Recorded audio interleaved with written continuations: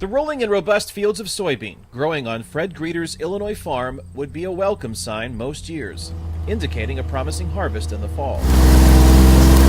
But tariffs are turning away potential customers overseas, and Greeter estimates he could lose around $100 an acre if the trade war continues.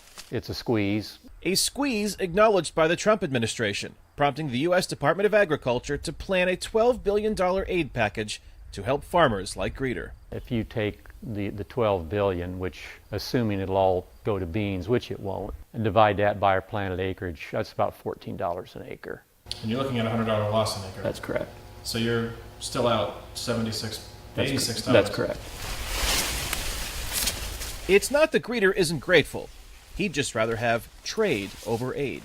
The aid package certainly is appreciated, and we appreciate the fact that USDA and the President is concerned about us and wants to try to make us whole, but the reality is that the numbers in a large trade war like this are just overwhelming. This is not a natural disaster. This is a man-made disaster. It's not an act of God, but some would call it an act of foolishness. Mark Albertson is the Director of Strategic Market Development for the Illinois Soybean Association.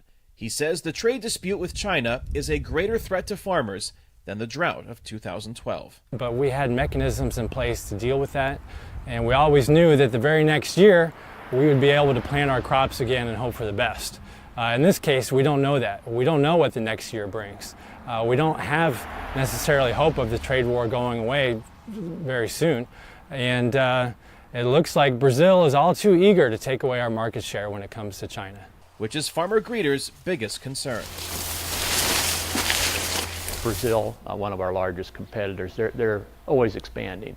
So this could affect our markets years down the road. And I'm probably more worried about that than I am just a short-term washout here. The other challenge is what to do with the soybeans that can't be sold. It looks like we may end up putting a record amount of soybeans in storage. And when that happens, we know from history that the prices will go south.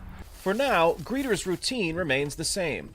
He hopes strong global demand for soybeans outside China will make up for decreasing prices, and is waiting to see if President Donald Trump's trade tactics will work before permanent damage is done to the reputation and reliability of U.S. grain products. I support what he's trying to do. I can't say that I support his methods.